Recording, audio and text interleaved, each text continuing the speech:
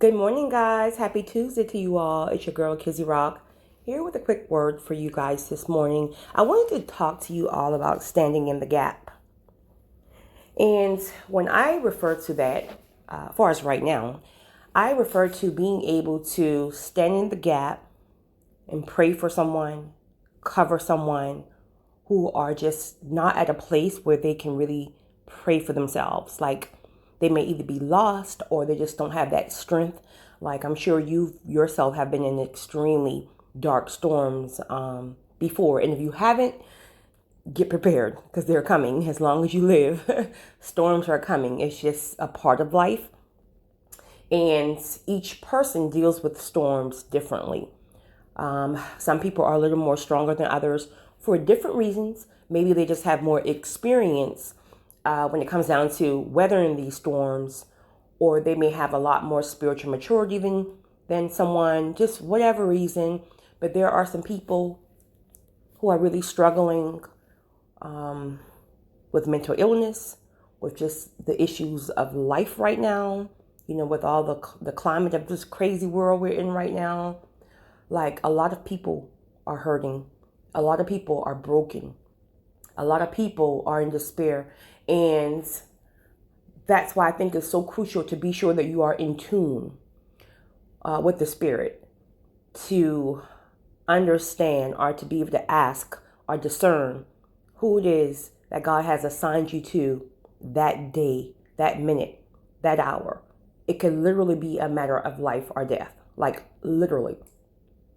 So again, if you don't have discernment, please pray for discernment, because you will be able to get around a person or even have a conversation with a person, and that person can tell you all day long, like, oh, I'm fine, I'm good, nothing's wrong. But your spirit will be able to discern what their soul, what their spirit is feeling, regardless of what they're verbally saying to you. And I was having a conversation with someone yesterday, someone early this morning, and someone 5 o'clock this morning. 5 o'clock this morning, I got a message. And ironically, I happened to wake up at that very minute, where normally I kind of sleep through the pings on my phone. And there are three complete different scenarios. One is someone's spouse. The other is just someone who's dealing with, a lot of depression during these times. And the third one, well, I won't even get into the third one because it's kind of like a giveaway. But it made me realize, the times where I would try to change people on my own accord. Like the person will come for me for advice, and because I am an empath, and because I feel through their spirit, I feel through their brokenness, their hurt, and their pain, I carry that. So in carrying that, it makes me automatically want to do everything in my physical, fleshly being to fix or help the problem. And then I realized, like, I was spinning my wheels. I was stressing myself out because I was trying to do that for 90,000 people. And each time I did that, it left me depleted. Over and over, I got depleted. And finally, I came to this, this revelation, maybe a year ago, if that you're human. You're not going to change anybody. First and foremost, that person have to want change. And two, it will be God who changes the person. Okay? You are to be the vessel to share the words, but you are also a vessel to stand in the gap of prayer. Meaning, if you know someone is hurting, yes, you do your part. You give them the words, you give them your testimony, you give them words of inspiration and motivation. And, because sometimes, people can see the light in you, just the light, the energy that you carry, the fact that they can be vulnerable around you and not feel judged. That alone will, give them that motivation to keep pushing when they see that light into you, or when you tell them your testimony and it's almost like, oh my God, you got past this thing. I know I can get past it too. But then how does prayer come into practice if this person is completely broken? And I'm not talking about just broken as in I'm having a bad day, I'm having a bad week broken. I'm talking about I'm having that bad season broken. Like I can't even see past today. I can't even see tomorrow. Like I'm to the ground. I can't even get up. Many people like that, you have to stand in the gap, and you got to go to spiritual war. You got to get in spiritual warfare. If it's for your family, if it's for your friend, your coworker, whoever it may be, because you're not the one going through that season right now, and like you may be in a great season or just a better season than they are. Like you got to get into spiritual warfare when it comes down to your family and your friends. Because what happens is if you're the one and, life is going great for you right now, you're constantly moving up the ladder, you've mastered that crazy dark season and, everything is great right now, Satan is not happy with you. So because right now your frequency is high, there's not so much Satan can do to you. The weapon may form, but it won't prosper. Once you get your frequency at a certain level, anything that comes against you is going to ping off of you. That's not to say that it's going maybe not distract you for a minute or two, but you're going to get back to it. But because Satan can't get to you, he's going to start messing with the people that you really love.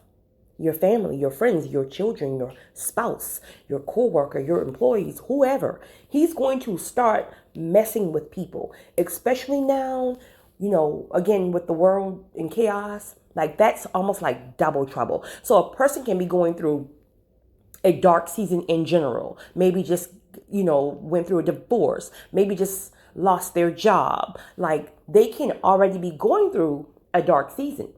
And then you throw the craziness of the world on top of that, the racism, the nonsense. All of that combined can really break down the most strongest individual, especially if that person has a history of depression, a history of just, being in disparity, all that stuff. So I encourage you, if you're the one that, you may be a little further along. First of all, nobody's there yet. It's all a process for all of us. But if you're in that process and you find yourself a little stronger than someone who is going through something, stand in that gap.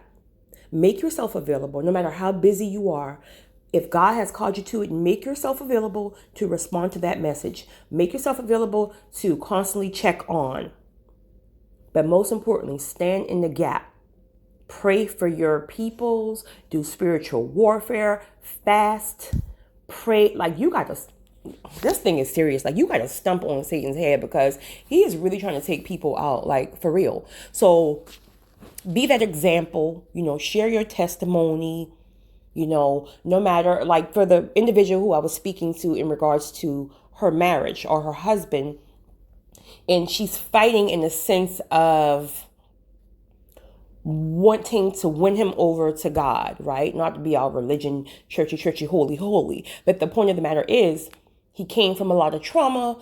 His life is not on track and she's getting frustrated with it because, he's not on track and she wants to just give up. And I can see the disparity in her face as I speak to her.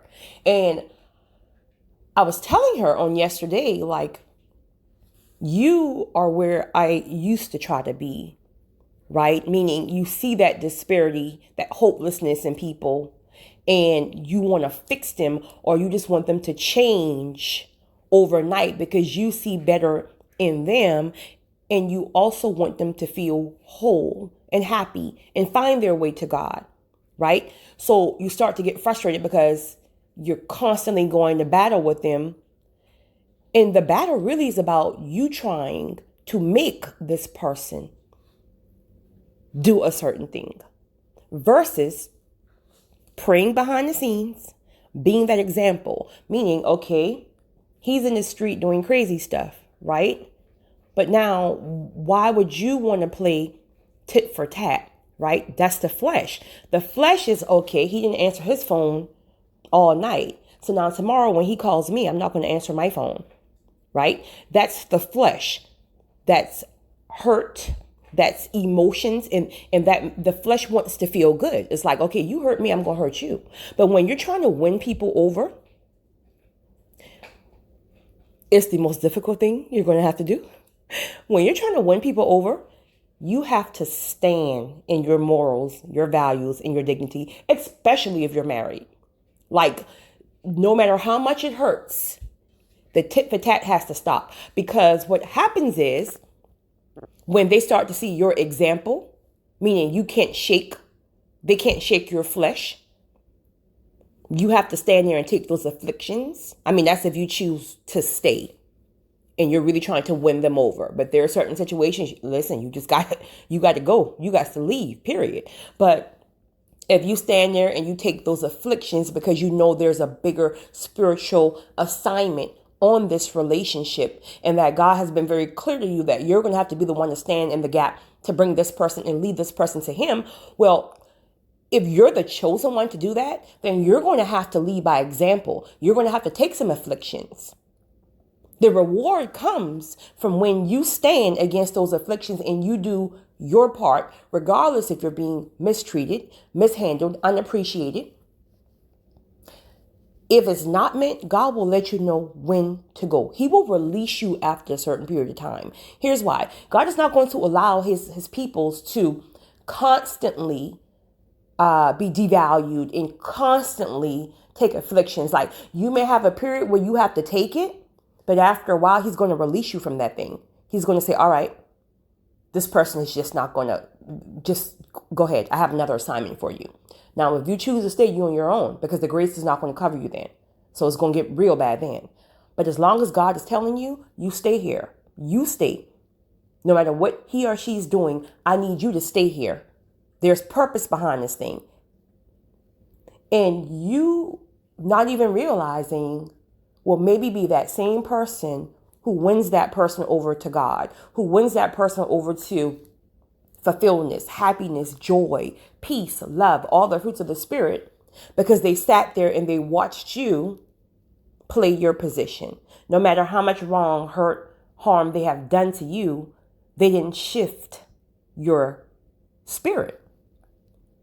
They didn't shift your flesh. Even if they did, they don't realize it. So it's almost like, oh my God, what is it about this person that can handle this? What is it about this person that I always see the light? Like, I want that. I want that. But how do I get that? And believe it or not, they're watching you. They're watching you. And so at some given point, you can win them right on over without even you physically or verbally, without you verbally telling them what to do. Your example is what they're watching. Your example is what will show them the light. And so I'm not married, but I was having this conversation with her and I had to explain to her, this is why, I am so blessed in so many areas of my life.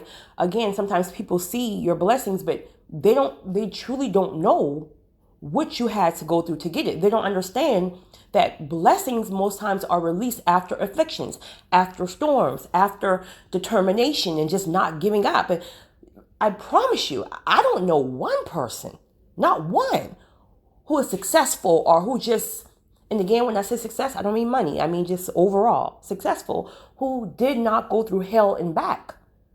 Like, it's not for the faint of heart. So yes, you may see blessings on my life in whatever way that you may see them. But if I sit you down and explain to you the afflictions I had to take, the hurt, the blood, the sweat, the tears, the times of disparity that I thought I could, you have to stand there. However, no matter what I went through, I did my part. Times when I should have walked away from many people and many things, but because I heard the Spirit says, no, you have to stay because there's a bigger purpose, I will release you whenever I feel the need to. But right now, I need you to stay. And that's hard when you have to stay and you have to be the example. That is extremely hard. That requires for a level of discipline that I don't think the average human is just accustomed to. But The only thing that will keep you going in that sense is when you know you've got the word from God. If it's your own little mind and you think, oh, I'm going to just stay, it's not, you're not going to have the power to stay. But when you hear God telling you to stay, that obedience alone is going to make you stay regardless of if you want to walk. But that day will come. Two things will happen.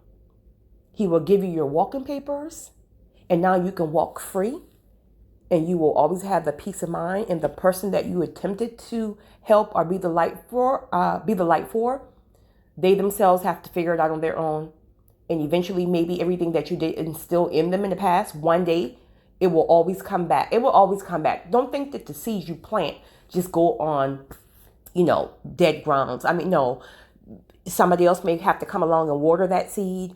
And before you know it, they sprout. But they will always, always, always, always remember what you poured into them, the times you prayed for them. So either that can happen, God give you your walking papers, or you're going to win that person over. Either or. But you got to stand in the gap. You got to still stay with your character, your integrity, your discipline, your structure. No matter how hard it is, you got to stop tit for tat. If they didn't answer the phone last night, you got to still answer your phone. And be nice.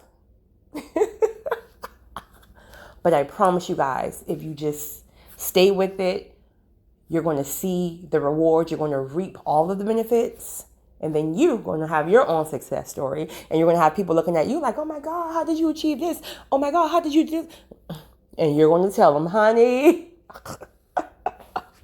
discipline, structure, and obedience. Well, anyway, I hope this helps someone today because, again, my spirit was a little disturbed this morning, just talking to so many people in a matter of a day and a half who's really going through it right now and really don't even know how to pray for themselves right now. So pray for your peoples. Check on your strong friends. You guys have a great one. It's your girl, Kizzy Rock.